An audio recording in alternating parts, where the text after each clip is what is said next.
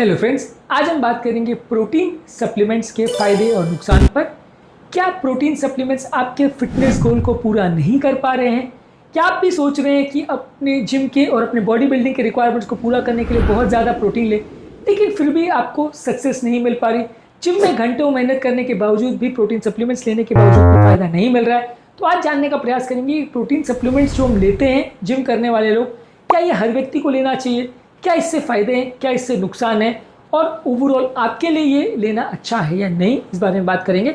आज का टॉपिक है pros and cons of protein supplement. Topic पर जाने से पहले जो लोग हमारे चैनल पर नए हैं उन्हें रिक्वेस्ट करूंगा कि चैनल को सब्सक्राइब करें, वीडियोस को लाइक करें, शेयर करें, फॉलो करें, कमेंट करें, पूरा देखें। टॉपिक के मिड पोर्शन में इस टॉपिक के संबंधित साइंटिफिक स्टडीज़ और हिस्टोरिकल फैक्ट्स से संबंधित कुछ ऐसी बातें बताऊंगा जो आपको ज्ञान भी देंगे और हैरान भी करेंगे। और यदि टॉपिक के एंड तक आप बने रहते हैं मेरे साथ, जो मैं आपके जैसे हेल्थ अंक से एक्सपेक्ट करूंगा, तो मैं आपको दूंगा कुछ प्रैक्टिकल यूटिलिटी के पॉइंट्स जो डे टू डे लाइफ में इस टॉपिक से मिली जानकारी को यूटिलाइज करने में आपकी मदद करेंगे। तो चलिए शुरू करते हैं मेरे साथ ये हेल्थ का सफ़र।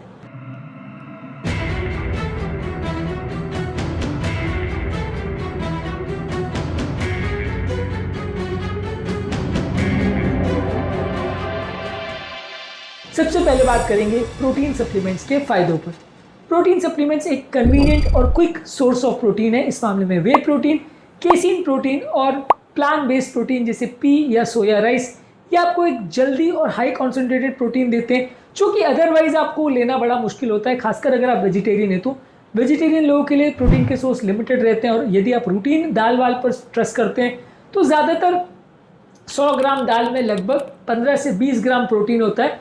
और रूटीनली जो लोग रॉ दाल के बदले जो पका के दाल लेते हैं तो वो एक कटोरी में 3 से 5 ग्राम ही प्रोटीन होता है।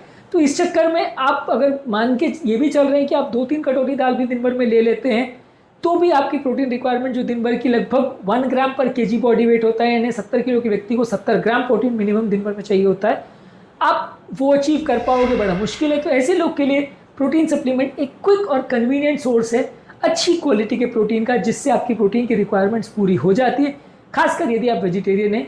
इसके अलावा अगर कोई एथलीट है और इंटेंस फिजिकल एक्टिविटी करता है जिसके दौरान मसल अक्सर डैमेज होती है, तो वहाँ बॉडी बिल्डिंग के लिए और मसल की सिंथेसिस और रिकवरी के लिए, एक्सरसाइज के दौरान मसल ग्रोथ को सपोर्ट करने के लिए प्रोटीन की ज़्यादा ज़रूरत होती है। इस मामले में वे प्रोटीन काफ़ी अच्छा है क्योंकि उसका रैपिडली डाइजेशन होता है और वर्कआउट के बाद ये काफ़ी अच्छा ऑप्शन साबित होता है। इसके अलावा ये आपकी बॉडी बिल्डिंग की रिक्वायरमेंट्स वगैरह को पूरा करने में मदद करता है। यदि किसी व्यक्ति को कोई ऐसी बीमारी है जैसे कोई क्रॉनिक इलनेस है, वहाँ पे उनकी बॉडी की प्रोटीन रिक्वायरमेंट ज़्यादा इजीली पूरी हो जाती है। इसके अलावा व्यक्ति को अगर क्रॉनिक मैलनरिशमेंट है जिसकी वजह से उसका बॉडी वेट नहीं बढ़ पा रहा, तो वहाँ पे भी उसको फ़ायदा देखने को मिलता है। उम्र दराज लोगों में और छोटे बच्चों में कई बार इस तरह की चीज़ों से फ़ायदा हो सकता है जो लोग सीवियर मैलनरिशमेंट के शिकार हैं। हालांकि बच्चों में इस तरह की चीज़ें बहुत रिकमेंड नहीं होती, लेकिन उम्र दराज लोगों में खासकर जहाँ उनका मसल मास कम हो रहा है प्रोटीन की कमी की वजह से, वहाँ से उनको फ़ायदा मिल सकता है। इसके अलावा आपको एक वैरायटी ऑफ ऑप्शन मिल जाता है जहाँ पे अलग अलग तरह के प्रोटीन जैसे वे प्रोटीन, केसीन प्रोटीन, एग, सोया, पी, राइस, हेम्प, अलग अलग तरह के प्रोटीन्स को आप चूज़ कर सकते हैं। अलग अलग तरह के प्रोटीन आपकी अलग अलग डाइटरी रिक्वायरमेंट्स को सूट कर सकते हैं। और कई लोग को ओवरऑल जो लाइफस्टाइल रिक्वायरमेंट्स है, जैसे कोई वेगन है, कोई डेयरी फ्री प्रोडक्ट किसी को चाहिए, किसी को चीज़ का एलर्जी है, तो आप उसके हिसाब से चूज़ कर सकते हैं कि आपको कौन सा प्रोटीन चाहिए। इसके अलावा कुछ प्रोटीन पाउडर्स में अलग तरह के सप्लीमेंट जैसे creatinine, branch chain amino acids या डाइजेस्टिव एंजाइम्स भी डाले जाते हैं जो कि आपकी ओवरऑल हेल्थ और परफॉर्मेंस को इम्प्रूव करते हैं। इसके अलावा प्रोटीन्स आपके वेट मैनेजमेंट के लिए भी अच्छे हैं, भूख को कंट्रोल करने के लिए भी अच्छे हैं। यदि आप वजन कम करना चाह रहे हो तो हाई प्रोटीन डाइट आपकी भूख को शांत करता है, ओवरऑल आपकी कैलोरी इंटेक को कम करता है।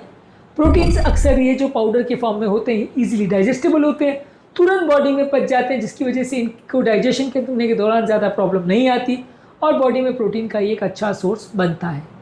जैसा कि मैंने आपको बोला था, टॉपिक के मिड पोर्शन में एक ट्रिविया सेक्शन में कुछ इंपॉर्टेंट साइंटिफिक और हिस्टोरिकल और एपिडेमियोलॉजिकल फैक्ट्स मैं आपको बताऊंगा जो आपको हैरान भी करेंगे और ज्ञान भी देंगे। तो आते हैं हमारे ट्रिविया सेक्शन में। वे प्रोटीन का इतिहास बहुत पुराना है। 1970s में इसको एक सुपर फूड की तरह प्रमोट किया गया था। 1970s में पहली बार बॉडी बिल्डर्स को अपनी बॉडी बिल्डिंग के लिए वे प्रोटीन के सप्लीमेंट दिए गए थे। तो ये कोई नई चीज़ नहीं है, लगभग इसको 55 साल हो गए मार्केट में आए। WHO गाइडलाइंस के हिसाब से एक औसत व्यक्ति 0.8 kg बॉडी वेट के हिसाब से अगर प्रोटीन ले तो काम चल सकता है। ज़्यादातर लोगों को इसका मतलब प्रोटीन सप्लीमेंट्स की ज़रूरत नहीं है।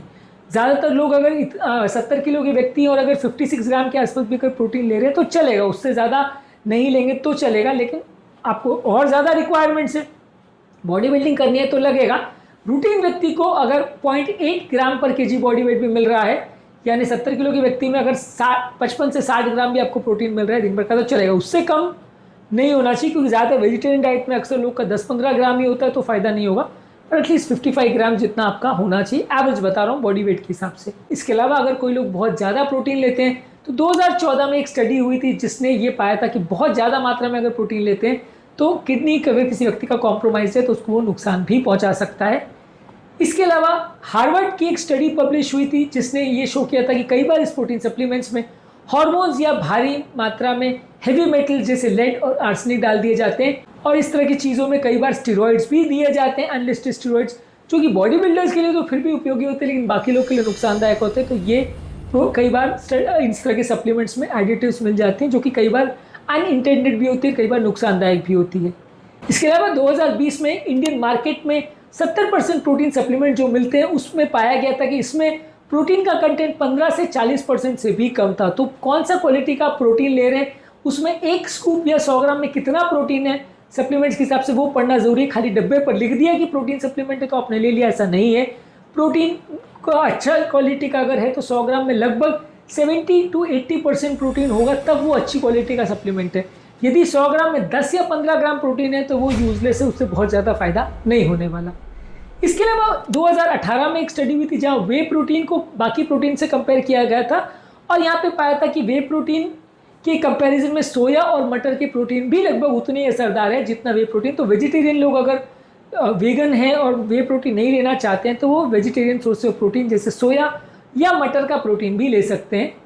इसके अलावा पिछले 18-20 सालों में नए युवा लोगों में बहुत ज़्यादा जो लोग खासकर एक्सरसाइज करते हैं, एक तरह से एपिडेमिक आ गया है जहाँ पे पिछले 15-20 सालों में बहुत ज़्यादा लोग इसको कंज्यूम करने लगे हैं। सही डाइट प्लान और जानकारी हुए बिना भी लोग सिर्फ प्रोटीन सप्लीमेंट्स पर रिलाई करते हैं बॉडी बिल्डिंग के लिए। इसके कुछ डाइजेस्टिव साइड इफेक्ट्स भी हो सकते हैं। लगभग 35% लोगों में पाया गया था एक स्टडी में कि वे प्रोटीन लेने के बाद उनको गैस और ब्लोटिंग और स्किन की एलर्जी होने के साइड इफेक्ट्स हो सकते हैं। जिसको खासकर लैक्टोज इंटॉलरेंस की प्रॉब्लम है उसको बहुत ज़्यादा मात्रा में इसे नहीं लेना चाहिए। तो ये तो था हमारा ट्रिविया सेक्शन। अब आते हैं हमारे मेन टॉपिक्स में जहाँ पर हम बात करने वाले हैं प्रोटीन सप्लीमेंट्स की बुराइयों पर। क्योंकि पहले हमने बात करी थी अच्छाइयों पर, अब फोकस करेंगे बुराइयों पर। प्रोटीन सप्लीमेंट कई बार उतने न्यूट्रिशियस नहीं होते हैं जैसा कि उन्हें पोर्ट्रे किया जाता है। कई बार इसमें फाइबर, विटामिन, मिनरल्स नहीं होते हैं। नेचुरल फूड प्रोडक्ट के बदले जब आप सप्लीमेंट्स पर रिलाई करते हो तो आपके बाकी न्यूट्रिएंट कई बार छूट जाते हैं, जिसकी वजह से बाकी चीज़ों की डिफिशियंसी हो जाती है। जब आपको ऐसा लगता है कि आप सिर्फ सप्लीमेंट्स पर रिलाई कर सकते हो नॉर्मल नेचुरल फूड प्रोडक्ट्स के बदले, तो आपको कई बार बाकी चीज़ों की डिफिशियंसी हो जाती है। कोई भी नेचुरल प्रोडक्ट्स जैसे चिकन है, फिश है, अंडे है, बीन्स है, ये सारी चीज़ें राउंड द क्लॉक लेने से आपका ओवरऑल पूरी बॉडी का ग्रोथ होगा एज कम्पेयर टू सिर्फ प्रोटीन लेने से, क्योंकि बाकी चीज़ों की डिफिशियंसी से भी फायदा नहीं होगा। प्रोटीन सप्लीमेंट्स अक्सर बहुत कॉस्टली भी होते हैं। लॉन्ग टर्म इनको यूज़ करना अक्सर बहुत मुश्किल हो जाता है काफ़ी लोग के लिए। मिडिल क्लास फैमिली, खासकर लोअर मिडिल क्लास फैमिली के लिए तो ये काफ़ी एक्सपेंसिव चीज़ होती है। ज़्यादातर लोग खासकर इंडियन मार्केट में तो अफोर्ड नहीं कर पाते हैं क्योंकि लोगों की पर कैपिटा काफ़ी कम है। तो यहाँ पे कई बार प्रॉब्लम होती है कि लोग इसे कंज्यूम कर ही नहीं पाते हैं, लंबे समय तक ले नहीं पाते हैं। और ये सारी चीज़ें क्या है, शॉर्ट टर्म आप लोगे 2-4 दिन 10 दिन लोगे तो उतना फ़ायदा नहीं करती है। इसके अलावा कई बार लोगों जो ओवर कंज्यूम करते हैं प्रोटीन, उनको भी प्रॉब्लम होती है। कई बार लोग प्रोटीन सप्लीमेंट्स के चक्कर में बहुत ज़्यादा प्रोटीन लेने लगते हैं, जितनी ज़रूरत है बॉडी को उससे भी ज़्यादा लेते हैं, जिसकी वजह से किडनी पर भी स्ट्रेस पड़ता है। और कई बार अननेसेसरी कैलोरीज बहुत ज़्यादा लेने की वजह से ओवरऑल वजन कम होने के बदले उल्टा बढ़ भी जाता है। इसके अलावा कई लोग को कुछ डाइजेस्टिव इश्यूज होते हैं जैसे ब्लोटिंग, क्रैम्प्स, गैस का प्रॉब्लम होता है खासकर लैक्टोज वे प्रोटीन को लेने के बाद। और खासकर कुछ एडिटिव आर्टिफिशियल स्वीटनर्स अगर उसमें और डाले जाते हैं तो उनको और ज़्यादा प्रॉब्लम होती है। कुछ प्रोटीन पाउडर से कुछ लोग को पेट का डिस्ट्रेस या प्रॉब्लम हो सकती है जिनको खासकर डेयरी प्रोडक्ट्स का इंटॉलरेंस है। इसके अलावा सारे प्रोटीन पाउडर्स में प्रॉपर रेगुलेशन नहीं होती। कई लोग प्रोटीन पाउडर्स में एडिटिव्स, हेवी मेटल जैसे लेड, आर्सेनिक और कैडमियम, ये सारी चीज़ें मिलती है। अगर कोई ऐसा मटेरियल आप परचेज नहीं कर रहे हो जिसकी प्रॉपर थर्ड पार्टी टेस्टिंग नहीं हुई हो, प्रॉपर अच्छी क्वालिटी की कंपनी नहीं है, तो उससे कई बार आपको हेल्थ प्रॉब्लम्स हो सकती है, फ़ायदे के बदले बहुत ज़्यादा नुकसान हो सकता है। इसके अलावा कुछ प्रोटीन पाउडर सप्लीमेंट से लोगों को एलर्जिक रिएक्शंस भी हो सकते हैं। कुछ प्रोटीन पाउडर्स में अलग अलग लोगों को अंडों का, सोयाबीन का, लैक्टोज का इंटॉलरेंस होता है तो प्रॉब्लम हो सकती है। कुछ प्रोटीन बेस्ड पाउडर ग्लूटेन या इस तरह के तत्वों से भी बनते हैं और कुछ लोग को ग्लूटेन एलर्जी होती है तो प्रॉब्लम्स हो सकती है। इसके अलावा बहुत ज़्यादा आर्टिफिशियल इंग्रेडिएंट्स लेने से, सिंथेटिक मटेरियल्स बहुत ज़्यादा लेने से ओवरऑल हेल्थ प्रॉब्लम्स बढ़ने का चांस रहता है। ओवरऑल आपका पेट खराब हो सकता है और गट के नेचुरल बैक्टीरिया भी कॉम्प्रोमाइज़ हो सकते हैं, गट में इन्फ्लेमेशन भी हो सकता है। बहुत ज़्यादा सिंथेटिक इंग्रेडिएंट्स हेल्थ के लिए उतने अच्छे नहीं है, इसलिए इसको बहुत ज़्यादा कंज्यूम नहीं करना चाहिए। अब बात करेंगे कुछ प्रैक्टिकल यूटिलिटी वाले पॉइंट्स के लिए कि आपको प्रोटीन सप्लीमेंट कब यूज़ करने चाहिए। जैसा कि मैंने बोला था, आप टॉपिक के एंड में इस बारे में बात करेंगे। जब आप बहुत इंटेंस वर्कआउट कर रहे हैं और आपको प्रॉपर प्रोटीन नहीं मिल रहा तो डेफिनेटली लेना चाहिए। जब आपकी दिन भर की प्रोटीन की रिक्वायरमेंट आपके शेड्यूल की वजह से, एपेटाइट की वजह से और डाइटरी रिस्ट्रिक्शन की वजह से नहीं पूरी हो पा रही है तो लेना चाहिए। उम्र दराज व्यक्तियों को जिनको सार्कोपीनिया की प्रॉब्लम है उनको लेना चाहिए। कोई लोग को एथलेटिक परफॉर्मेंस अगर करनी है, वेट लिफ्टिंग वर्क करना है तो उनके लिए अच्छा है। तो ओवरऑल प्रोटीन सप्लीमेंट्स एक काफ़ी अच्छा डाइटरी सोर्स है, लेकिन ये नेचुरल प्रोटीन को पूरी तरह से रिप्लेस नहीं कर देता। इसको लेना कई तरह के लोगों के लिए अच्छा है, लेकिन सबके लिए इसी पर रिलाई करना बहुत अच्छा नहीं है। यदि आप बहुत अच्छी बॉडी बनाना चाहते हैं, एक्सरसाइज करना चाहते हैं या एथलेटिक परफॉर्मेंस चाहते हैं तो आपके लिए अच्छा है। रूटीन लोगों के लिए ओवरऑल बहुत ज़्यादा प्रोटीन सप्लीमेंट्स लेना बहुत अच्छा नहीं है।